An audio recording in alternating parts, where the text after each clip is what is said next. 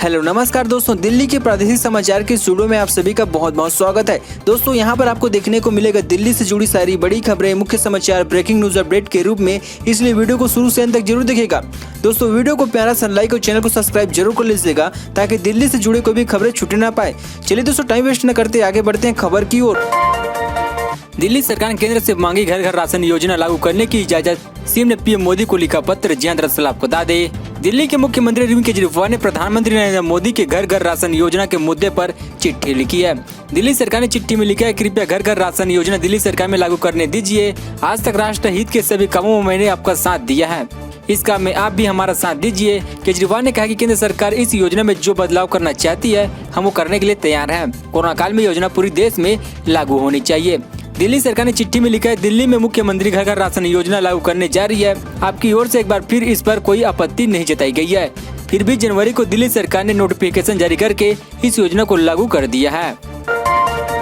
आरोपी छात्र को कोर्ट ने परीक्षा में बैठाने की दी इजाजत, 15 दिन की मिली अंतरिम जमानत। जी दरअसल आपको बता दें, दिल्ली हाईकोर्ट ने पिछले साल उत्तर पूर्वी दिल्ली में हुए दंगों के सिलसिले में गिरफ्तार जेएमएम इस्लामी के छात्र आसिफ इकबाल तन्हा को 2 हफ्ते की अंतरिम हिरासत जमानत दी गई है। छात्रों को यह राहत 15 जून से होने जा रही है। परीक्षा के मद्देनजर दी गई है, जिसमें वो पढ़ाई लिखाई करने और परीक्षा में बैठने के लिए 2 हफ्ते तक यहाँ के एक होटल में रहेगा।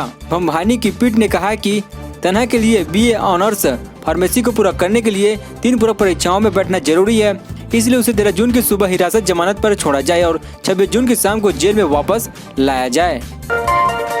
दिल्ली जेल में बंद पहलवान सुनील कुमार ने प्रोटीन डाइट के लिए लगाई अर्जी, रोहिणी कोर्ट बुधवार को सुनाएगा फैसला। जी दरअसल आपको बता दें, पहलवान सागर धनखड़ की हत्या के मामले में जेल में बंद आरोपी पहलवान सुनील कुमार ने प्रोटीन डाइट के लिए कोर्ट में अर्जी लगाई है। सुनील कुमार ने अर्जी में कहा कि जेल का खाना उसके लिए काफी नहीं है, इसलिए उसे प्रोटीन डाइट की जरूरत है। इसको लेकर मंगलवार को कोर्ट में सुनवाई हुई है। कोर्ट ने इस मामले में फैसला सुरक्षित रख लिया है। अब बुधवार को इस अर्जी पर कोर्ट फैसला सुनाएगा। बता दें कि सुनील कुमार इस साल टोक्यो ओलंपिक की तैयारी कर रहा था। हालांकि सुनील ने अभी क्वालिफाई नहीं किया था। सुनील ने अर्जी में स्पेशल डाइट जैसे प्रोटीन, ओमेगा 3 कैप्सूल, जॉइमेंट capsule, pre workout C4, multivitamin, GNC और एक्सरसाइज बेड आदि की मांग की है। दिल्ली 18 साल से ज्यादा उम्र के लोगों को फ्री में वैक्सीन लगवाएंगे सांसद गौतम गंभीर। झुग्गी बस्ती में हर रविवार को होगा वैक्सीनेशन। जी दरअसल आपको बता दें, पूर्व दिल्ली के सांसद गौतम गंभीर अब एक बार फिर से चर्चा में आ गया है। दरअसल दिल्ली में बढ़ती कोरोना संक्रमण की मांग और प्राइवेट अस्पतालों में वैक्सीन की कमी को देखते हुए गौतम गंभीर लोगों को फ्री वैक्सीन देने का फैसला लिया है। गौतम गंभीर फाउंडेशन की मदद से 18 साल से ज्यादा उम्र के लोगों को फ्री वैक्सीन देने का निर्णय लिया गया है।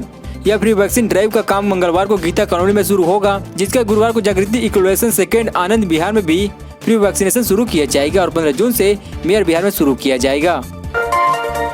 बीए फाइनल ईयर की तैयारी कर परीक्षा में बैठा जाएगा दिल्ली दंगों का आरोपी आसिफ इकबाल, एसी ने दी कस्टडी बेल। जी दरअसल आपको बता दें, दिल्ली हाईकोर्ट ने दिल्ली दंगों के आरोपी आसिफ इकबाल तन्हा को विश्वविद्यालय परीक्षा में बैठने के अंतरिम हिरासत में जमानत दे दी है। तन्हा को 13 जून को अंतरिम हिरासत की जमानत पर रिहा किया जाएगा और 26 जून 2021 को वापस जेल ले जाया जाएगा। अंतरिम हिरासत जमानत की अवधि के दौरान तन्हा अपने खर्चा और पर 2 जेल प्रहरी के साथ कालाकाजी के कैब होटल ले ग्राउंड में रहेंगे। कोर्ट ने तन्हा के इस बयान को रिकॉर्ड कर लिया है कि वह लैपटॉप, कंप्यूटर, मोबाइल फोन या डोंगल मोबाइल हॉटस्पॉट डिवाइस का उपयोग पढ़ाई, तैयारी और परीक्षा देने के अलावा किसी अन्य उद्देश्य के लिए नहीं करेगा। दिल्ली आखिरकार 20 साल बाद ले ही लिया भाई की मौत का बदला, आरोपी ने 40 गोलियां मारकर छलनी किया शरीर। जी दरअसल आपको बता दें, दिल्ली के जाफराबाद इलाके में सोलेन नाम के इस शख्स ने अपने भाई की हत्या का बदला लेने के लिए 20 साल इंतजार किया है और फिर मौका मिलते ही भाई की हत्या के आरोपी को 40 गोलियां मारकर हत्या कर दिया है। एक साथ इतनी गोली चलाने से पूरा इलाका सन्न हो गया। जाफराबाद थाना पुलिस ने आरोपी सोहेल को गिरफ्तार कर लिया है। पुलिस अब सोहेल के साथ हत्या में शामिल उसके 3 साथियों की तलाश कर रही है। वहीं पुलिस को सोहेल के पास से मर्डर में इस्तेमाल किए जाने वाला मोबाइल नंबर, पिस्टल और कारतूस बरामद हुए हैं। उत्तर पूर्वी जिला पुलिस अधिकारियों ने बताया कि जाफराबाद में रहने वाले 45 साल के व्यापारी कासिम की पिछले हफ्ते गोली मारकर हत्या कर दी गई थी। आरोपी सोहेल ने कासिम को 40 गोलियां मारी थी, जिस कारण से मौके पर कासिम की मौत हो गई थी। कासिम की चप्पल बनाने की फैक्ट्री है। दोस्तों अभी तक हमारे चैनल को सब्सक्राइब जरूर कर लीजिएगा ताकि आपको दिल्ली से जुड़ी सारी बड़ी खबरें इसी तरह से मिलते रहे। सूरत में इंस्ट्रॉल एरिया की एक फैक्ट्री में लगी भीषण आग, आसमान उठ रहा धुआं का तेज गुब्बारा। जी दरअसल आपको बता दें, ग्रेट नोएडा के सूरत में इंस्ट्रॉल एरिया की एक फैक्ट्री में भीषण आग लगने से हड़कंप मचा हुआ है। फैक्ट्री के बाहर आग लगने के साथ ही धुएं का तेज गुब्बारा देखा जा रहा है। हालांकि आग लगने के कारण का पता अभी तक नहीं चल सका। वही जान माल के किसी भी नुकसान की खबर सामने भी नहीं आई है। दिल्ली नगर निगम चुनाव के लिए बीजेपी ने की मेयर कैंडिडेट की घोषणा, जाने किसको मिला टिकट। जी हां, दरअसल आपको बता दें, दिल्ली में 3 नगर निगम में होने वाले महापौर, उप महापौर और स्थायी समिति के चुनाव के लिए बीजेपी ने मंगलवार को अपने उम्मीदवारों के नाम की घोषणा कर दी है। दिल्ली बीजेपी अध्यक्ष आदेश गुप्ता ने मेयर, डिप्टी मेयर के उम्मीदवारों के नाम के साथ नगर निकाय में स्थायी समिति के अध्यक्ष और उपाध्यक्ष पद के लिए नामों की घोषणा की है। महापौर सरदार राजा इकबाल सिंह, उप महापौर समिति अर्चना दिलीप सिंह, अध्यक्ष स्थायी समिति जोगीराम जैन, उपाध्यक्ष स्थायी समिति विजय कुमार भगत, नेता सदन छैली बिहारी गोस्वामी।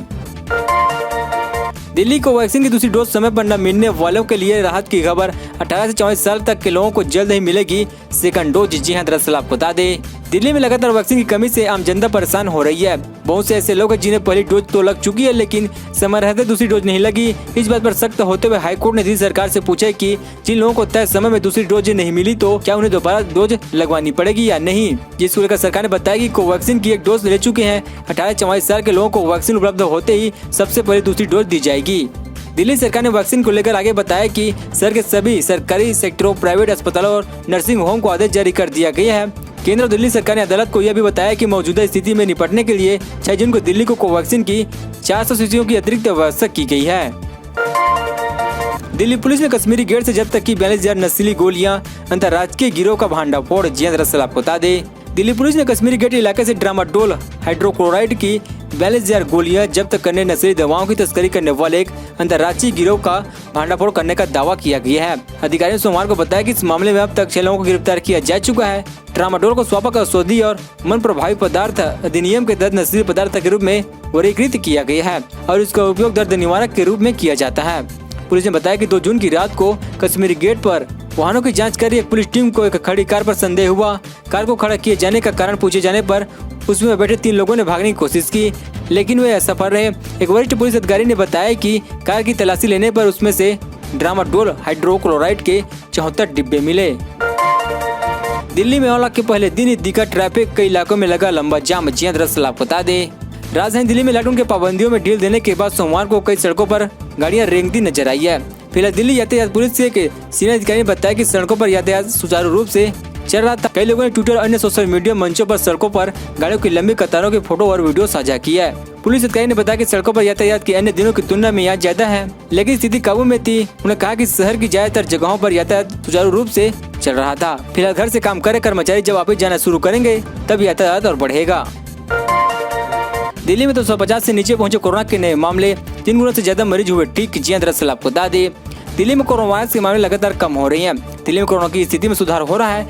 इसका अंदाजा इसी बात से लगाया जा सकता है कि नए मामलों की संख्या 250 से नीचे आ चुके हैं। 24 घंटे में 231 नए मामले सामने आए हैं। वहीं संक्रमण दर 0.36% हो गई है। 2 मार्च के बाद यह एक दिन में सबसे कम मामले हैं। 2 मार्च को 217 नए मामले सामने आए थे। नए मामलों के बाद दिल्ली में कोरोना का आंकड़ा 14,29,475 पहुँच गया है। 24 घंटों में इस वायरस से 36 लोगों की मौत हुई है। कोरोना से मौत का आंकड़ा 24,627 हो गया है। वहीं सक्रिय मरीजों की संख्या 5,208 हो गई है, जो 24 मार्च के बाद सबसे कम है। 24 मार्च को एक्टिव मामलों की संख्या 4,890 थे। सक्रिय मरीजों की दर घटकर 0.36% हो गई है।